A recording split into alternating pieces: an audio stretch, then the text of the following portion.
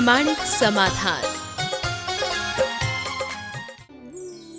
नमोस्तु गुरुवर। जैन धर्म का दर्शन पक्ष वस्तु स्वतंत्रता की बात करता है, साधना पक्ष संयम की और कर्म सिद्धांत सबको कर्माश्रित बनाता है। तो धर्म के यथार्थ रूप को समझने के लिए इन तीनों में कैसे सामंजस्य बिठाएं?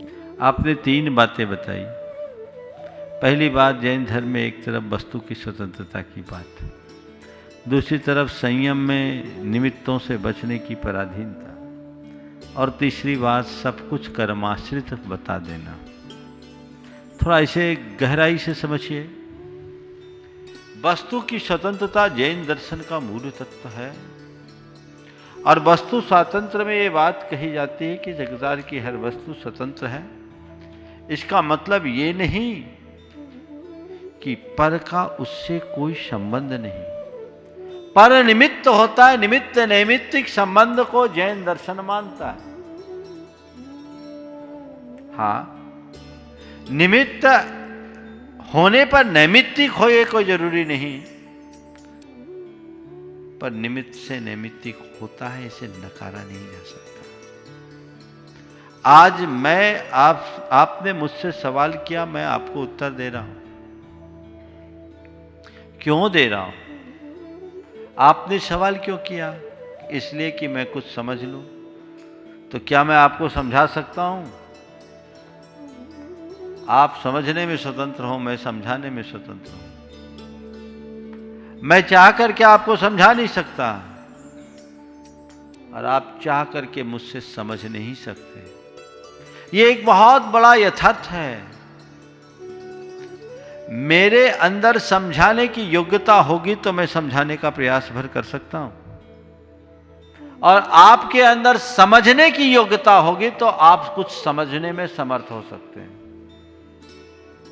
बहुत सारे लोग सुनते हैं, सब एक सा ग्रहण नहीं करते हैं। सबकी जैसी जैसी योग्यता वो वैसा वैसा ग्रहण करते हैं। तो ये क्या हुआ? मैं समझा रहा हूं, ये मैं समझाने में निमित्त हूं, और आप समझ रहे हो, आप अपनी योग्यता से समझ रहे हो। मेरे समझाने का नैमित्तिक प्रभाव आपके ऊपर है। इसे थोड़ा और हल्के में लें। किसी ने आपको गाली दी और आपको गुस्सा आया। गाली के निमित्त से आपको गुस्सा आया। गुस्सा किसको आया? आपको। और क्यों आया? सामने वाले ने गाली दी, इसलिए गुस्सा आया। पर क्या ये जरूरी है कि जब भी कोई गाली दे तो मुझे गुस्सा आए?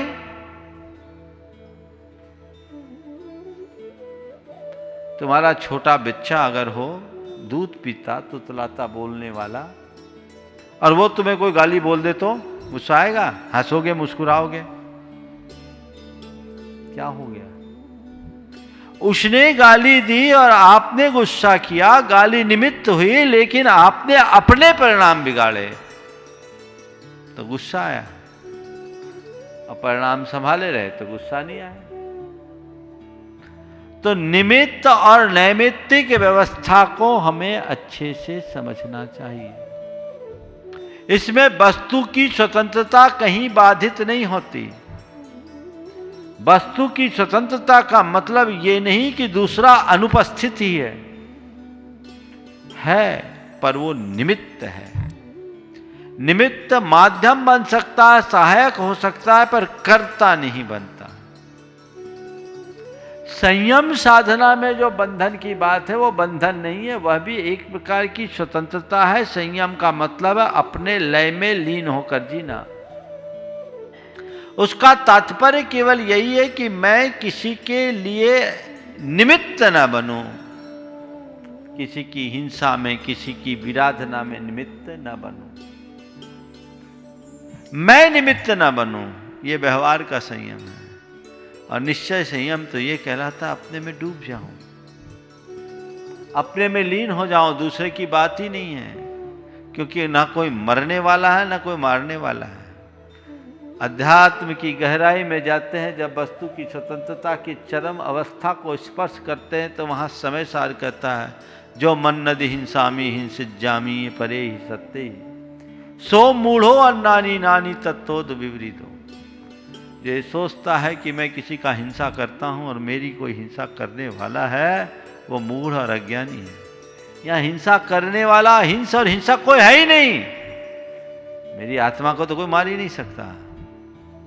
तो ये संयम केवल निमित्त पने से बचने की बात है। जहां तक कर्माश्रित होने की बात है, यह बात भी व्यवहार है। कर्म हमारे लिए बंधन में डालता है, परतंत्र करता है, पर एक सीमा तक। कर्म भी हमारी परतंत्रता में निमित्त है। कर्म हमें तभी तक परतंत्र बनाता है जब तक हमारा अज्ञान फलता फूलता है। जब आत्मज्ञान जागृत हो जाता है तो अनादि से जड़ जमाए हुए कर्म की सत्ता पल में उखड़ जाती है। उसे समूल उखाड़ के फेंका जाता है। अगर कर्म के ही आश्रित है तो कर्म को तो हम कभी काट ही नहीं सकेंगे, संसार से मुक्त नहीं हो सकेंगे। लेकिन कर्म से ऊंचा स्थान ज्ञान का है। कर्म में एक पर तत्व है जो तुम्हें पराधीन बनाया है तुम्हारी अज्ञानपूर्ण परिणति के कारण। जिस दिन तुम ज्ञानमय परिणति में आ जाओगे, तुम स्वतंत्र परिणमन को प्राप्त कर लोगे। कर्म की परतंत्रता अपने आप नष्ट हो जाएगी। तो वस्तु का स्वातंत्र है, मूल स्वभाव है। उस स्वभाव का आश्रय लो। परतंत्र मत बनो, पर से प्रभावित मत हो, पर को प्रभावित मत करो। यही अध्यात्म का सार है। इस निचोड़ को पाने वाला ही जीवन का परम आनंद अनुभव कर सकता है। नमोस्तु गुरुवर। किसी के मरणोपरांत उसके परिवारी जनों द्वारा समाज में जिनवाड़ी एवं माला आदि बांटना क्या सही कार्य है? देखिए, सबसे पहली बात तो किसी के मरणोपरांत अगर लोग कुछ बांटते हैं तो आप उनसे एक सवाल पूछिए कि आप क्यों बांट रहे हैं। अमुक मर गए इसलिए बांट रहे, तो आपको उनको मरने की खुशी है इसलिए बांट रहे हैं? पूछो आपको जवाब मिलेगा। किसी के मरने से तो कोई खुशी होती नहीं, और मरने पर कोई खुशी में बांट रहा है तो बात जुदी है। पर एक सामाजिक व्यवस्था ऐसी बन गई है जिसने विकृत रूप धारण कर लिया। इसे नियंत्रित करना चाहिए। कई समाजों में तो ये कुरीति इतनी ज्यादा प्रबल हो गई है कि आदमी तो अपने मौत मरता है और उसके परिजन तबाही में मरते हैं, सामाजिक रीतियां पूरी करने में। मेरी दृष्टि से ये अमानवीय कृत्य है। इसके पीछे की मूल भावना को पहले समझें, फिर इसके औचित्य पर हम थोड़ी सी चर्चा करेंगे। देखिए, किसी की मृत्यु होती है तो पूरा परिवार एकदम दुखी होता है, शोकाकुल होता है। तो उस दुखी और शोकाकुल परिवार के दुख को दूर करने के लिए आम आदमी उसके घर जाते हैं, परिजन रिश्तेदार उसके घर जाते हैं, बैठने के लिए जाते हैं, यानी उसके प्रति संवेदना व्यक्त करके उसे मूल धारा में जोड़ने के लिए मोटिवेट करते हैं। ये हमारी एक परंपरा बनाएगी। मरणोपरांत तीसरे दिन समाज के पंच जाते हैं, उनका प्रतिष्ठान खुलाते हैं। भैया जो होना था सो हो गया, आप चलो, जो कुछ है तो छोड़ो, उपाय नहीं है, व्यापार धंधे में लगो, धीरे धीरे ठीक होगा। और 12 दिन के बाद जो 13वां होता है, 13वां में देव पूजन होती। और हमारे यहाँ कहा गया कि सूतक का निवारण देव पूजन और पात्रदान से होता है। तो चलो अब अपनी रूटीन की चर्या शुरू करो और कुछ पुण्योपार्जन करो जिससे जीवन का नया क्रम ठीक बने। इसलिए देव पूजन में शांति विधान होता है। और पात्रदान में, अब पात्र तो हर जगह मिलते नहीं, तो मंदिर आदि में शक्ति अनुसार दान दिया जाता है। ये एक व्यवस्था थी। अब इसके साथ उस कार्यक्रम में सम्मिलित होने के लिए रिश्ते नातेदार आने लगे, तो खाना पीना होने लगा। तो भी 12 दिन हो गया तो एक व्यवस्था बनी कि चलो भाई सब खाओ पियो, अब रूटीन में आओ, ये सब चीज़ तो होता है। तो ये एक परंपरा थी जिसने कुरीति का रूप ले लिया। उसके पीछे मूल भावना अपनी संवेदनाओं को जगाने का था और लोगों के अंदर सकारात्मकता को बढ़ाने की थी। उसका स्थान आज रूढ़ी ने ले लिया। अब उसकी जगह बांटना है, बहन बेटियों को बांटना, आने वालों को बांटना। तो अब लगभग मृत्यु भोज तो पूरे देश से लगभग खत्म हो गया। बांटने की परंपरा भी कई जगह बंद हो गई, तो उसकी जगह साहित्य ने ले ली कि हम कुछ तो दे आए। अब धर्म की पुस्तकें दे रहे हैं तो ठीक है, उसमें मृत परिजन की, मृतक की तस्वीर छाप के दे रहे हैं, वो रखते हैं। हालांकि इसे परिग्रह नहीं कहते, लेकिन एक स्मृति के रूप में लोग देते हैं। मेरी राय में इन सब की कोई आवश्यकता नहीं है। सद्भावना दीजिए, न देना चाहिए न लेना चाहिए, और उस तरीके से कार्य करना चाहिए। माला आदि बांटने की और बर्तन अर्तन बांटने का भी औचित्य नहीं है। आपने पात्र दान दे दिया, दान दे दिया, आपका शोक समाप्त हो गया। ज़्यादा है तो जो बाहर के लोग आपके घर आए उनको भोजन तो आपको कराना ही होगा, लेकिन भोजन भी सात्विक रीति से करे तो बहुत अच्छा है। इस पर सबको ध्यान देना चाहिए। नमोस्तु गुरुवर। ध्यान साधना में बैठने पर मुझे साधुजन एक ज्योति के चक्कर लगाते हुए दिखते हैं और इसी बीच मेरा ध्यान टूट जाता है, तो ये किस बात का संकेत है? देखिए, ध्यान में मनुष्य के मन में कई तरह की कल्पनाएं उत्पन्न होती है, और ये सब कल्पनाओं का ही परिणाम है। आप इसको लेकर के किसी भी प्रकार के तनाव में मत रहिए। चित्त की एकाग्रता का नाम ध्यान है, और अगर वो ज्योत दिखती है तो ज्योत में भी आप एकाग्र हो सकते हैं। प्रारंभिक भूमिका में अगर आपका चित्त इसमें नहीं लगता तो आप भावना योग करें। ये भावना योग आगे चलकर आपको आपके ध्यान में सहायक बनेगा। नमोस्तु गुरुवर। जब दिमाग काम ना करे और एक ही क्षण में पूरे जीवन के विषय में निर्णय लेना हो तो इसके लिए क्या करना चाहिए? ऐसी दुविधापूर्ण स्थिति में जब निर्णय लेने की बात हो तो थोड़ी भी जल्दबाजी न करें। अपने पिछले अनुभवों को ध्यान में रखते हुए निर्णय लें, और यदि कदाचित ऐसा संभव नहीं है तो अपनी वास्तविकता को किसी शुभचिंतक विचारवान व्यक्ति के समक्ष प्रकट करें और उनके सलाह से निर्णय लें। क्योंकि कई बार मानसिक उथल पुथल की घड़ी में लिए गए निर्णय गलत साबित हो जाते हैं। तो ऐसे मौके पर हमें उस निर्णय को यथासंभव टालना चाहिए और उचित परामर्श लेकर के ही उचित समय पर उचित निर्णय लेना चाहिए। नमोस्तु गुरुवर। जिस प्रकार पीछे देखने पर अनुभव, आगे देखने पर आशा और दाएं बाएं देखने पर सत्य मिलता है, तो उसी प्रकार अपने भीतर देखने पर क्या मिलता है? पीछे देखते हैं तो अनुभव, आगे देखते हैं तो आशा, दाएं बाएं देखते हैं तो सत्य, अंदर देखते हैं तो क्या? देखिए, थोड़ा सा वाक्य में संशोधन कर दें। पीछे देखने पर अनुभव बिल्कुल सही है, आगे देखने पर आशा ये भी सही है, दाएं बाएं देखने पे सत्य नहीं,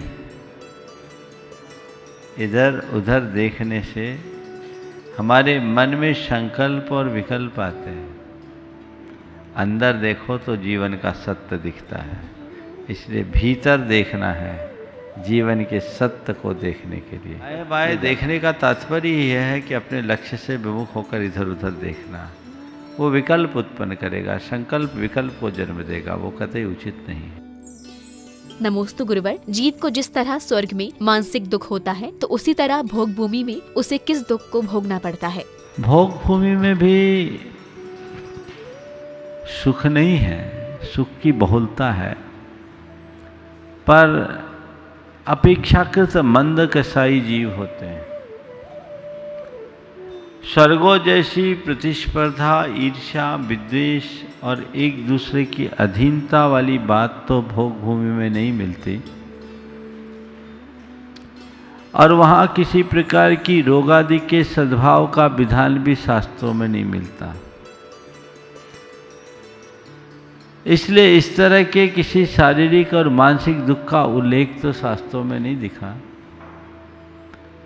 पर इसका अर्थ ये मत समझ लेना कि वे पूरी तरह सुखी होते हैं। उत्तम भोग भूमि में सब प्रकार की अनुकूलताएं होती है, मध्यम भूमि में उस अनुकूलता में थोड़ी कमी होती है, लेकिन जब जघन्य भोग भूमि होती है और भोग भूमि में से कर्म भूमि के रूप में परिवर्तित होना शुरू हो जाता है, कल्प वृक्षों का फल मंद पड़ने लगता है, तो आपस में वर्ग संघर्ष भी होता है। उस समय कुलकर उत्पन्न होते हैं और वो उनके संघर्ष का निवारण करते हैं, उन्हें रास्ता बताते हैं। जहाँ तक भोग भूमि के दुखों का सवाल है, मेरी स्मृति के अनुसार शास्त्रों में कोई स्पष्ट विधान देखने में नहीं आया, क्योंकि वे दान और दान की अनुमोदना के फलस्वरूप भोग भूमि में जाते हैं और ये अल्पकालिक प्रवास होता है, अधिकतम 3 फल का। उसके बाद वो स्वर्गों में जाते हैं। नमोस्तु गुरुवर, जैन धर्म समझने का नहीं अपितु अनुभव का धर्म है। गुरुदेव, इस कथन का क्या तात्पर्य है? जैन धर्म में हिसाब किताब लगाने की जरूरत नहीं है, तो अनुभव परक धर्म है। बात बिल्कुल सही है। जैन धर्म समझने की नहीं, जीने की चीज़ है। जिसे इतनी बात समझ में आ जाए उसे ज़्यादा समझाने की जरूरत नहीं है। जियो, ये जीवन शैली है जो हमारे जीवन के आधार देते हैं।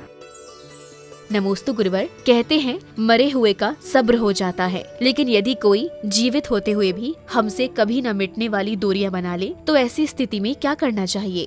देखिए, वियोग कोई भी हो उसे स्वीकार करना चाहिए। कोई मर गया तो उसे हम स्वीकार करते हैं, और कोई हमसे दूर चला गया किसी वजह से, तो उसमें हम देखें कि क्या वापस निकटता की संभावना है। जब तक संभावना का अंतिम क्षण भी जीवित हो, हमें प्रयास करते रहना चाहिए। लेकिन लगता है कि अब वो सामने वाला लौट के आने को राजी ही नहीं है, तो अपनी मनोदशा को बदल देना चाहिए। इसे कर्म का उदय मान लेना चाहिए और उसे स्वीकार कर लेना चाहिए। संयोग वियोग तो लगा ही हुआ है। कई लोग कईयों को छोड़ करके चले जाते हैं, कोई पता नहीं लगता। मैं एक ऐसे व्यक्ति को जानता हूँ जो अपने विवाह के बाद 3 बच्चों को छोड़कर एक रोज एकाएक चला गया। सब तरफ खुजवाया गया, उसका कोई अता पता ही नहीं, कहीं कोई अता पता नहीं। छोड़ कर गया है, मानसिक रूप से ठीक, व्यापार सही, किसी तरह का डिप्रेशन नहीं, कुछ नहीं, किसी से लड़ाई नहीं, झगड़े नहीं, चला गया।